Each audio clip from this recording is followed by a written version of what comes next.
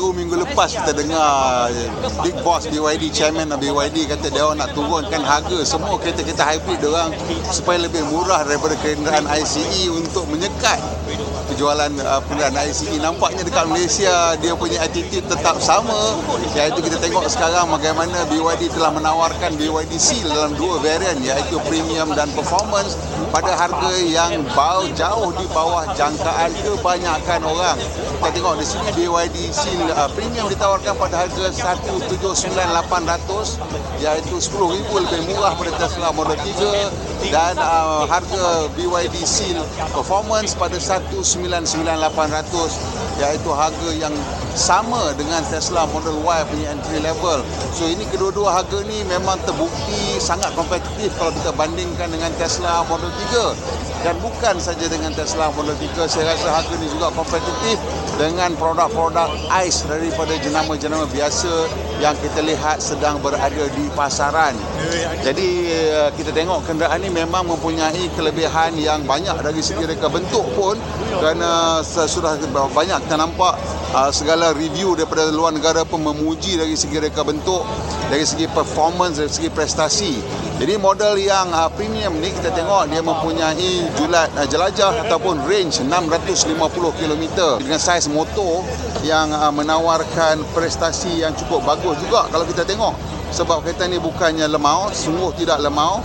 Kalau kita tengok dari segi prestasi pun dia menawarkan 230 kW dan 360 Nm torque dan boleh memecut ke 100 km dalam tempoh 5.9 saat. Kalau yang inilah yang warna biru ni, Arctic Blue ni, adalah satu color khas hanya untuk model premium. Yang ni datang dengan 390 kW motor. Ini 90 kW lebih berkuasa daripada Tesla Model 3 Performance, Polestar Performance dan sebagainya. Dan kalau kita tengok dekat sini, ianya juga mempunyai torque 670 Nm dan boleh memecut ke 100 km sejam dalam masa 3.8 saat. Ini semua dah masuk supercar punya territory, sports car territory, and this is a family sedan. Dan premium ni dia punya range taklah malu sangat, 580 km. Ini NEDC lah. Of course yang the performance is 580 km. Yang premium rear wheel drive tu dia punya ability to reach 650 km dia punya range. So this is something yang cukup boleh menghilangkan range anxiety lah, sebab Malaysia ni bukan satu negara yang besar.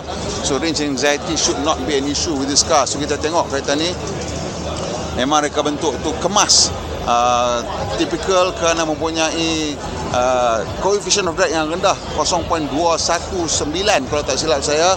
Jadi tengok antara ciri-ciri yang diperlukan ialah menghasilkan wheel arch yang cukup tight, cukup je dengan tayar dan rim tu. Ni tayar 235/45, rim 19 inci. Dan yang lebih penting lagi, lain daripada dia punya design dan dia punya performance, ialah dia punya cabin.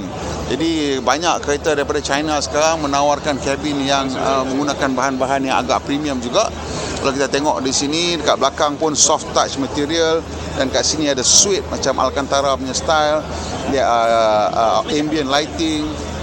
Yang kita tengok dalam kabin ini, banyak jenama China menggunakan very fancy quilting untuk dia punya seats, dan kat sini pun nampak jelas lagi. Kursi depan ni juga satu reka bentuk yang canggih, nampak very sporty dan menggunakan bahan-bahan yang juga berasa premium. The leather feels nice and soft. And this one datang dengan DIN Audio punya sound system. Dan kat bahagian depan kita tengok juga datang dengan dua skrin yang besar, dan skrin tengah tu dia boleh menegak, mendata, macam-macam pilihan dia. Dan kita tengok kat sini, ini apa ni? Wireless charging NFC. Ada NFC punya pad dekat situ. So I guess itu membolehkan you connect to the audio ataupun head unit system dengan NFC dekat sini. Dan depan tu of course ada dua wireless charging pad. Dan skrin ni macam mana nak bagi dia gambar? Rotate. Itu dia. Skrin tu cukup besar. Dan kita tengok datang dengan panoramic sunroof dan bermacam-macam fungsi, semua fungsi penuh lah segalanya, termasuk ada head-up display. Kita tengok di sini ada head-up display. So this car comes fully specified and at a price of under RM200,000. Of course, kereta ni datang dengan dia punya structural battery teknologi, dia panggil cell to body ke apa ke.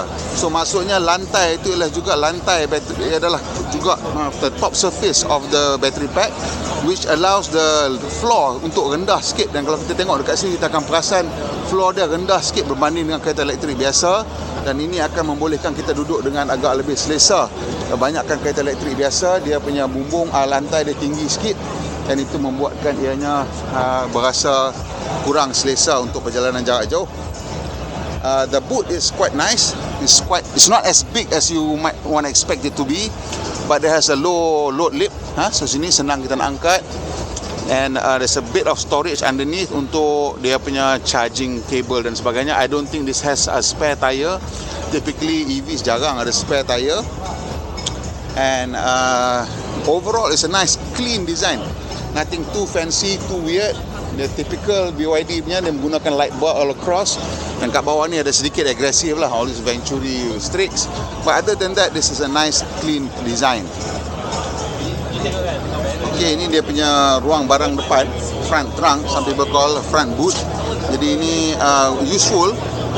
Selalunya typically orang akan letak dia punya charging cable lah, because sometimes bila kita travel, especially tempat-tempat yang ada destination charger, dia tak akan bagi charging cable lah. So it's up to you to invest in a good charging cable.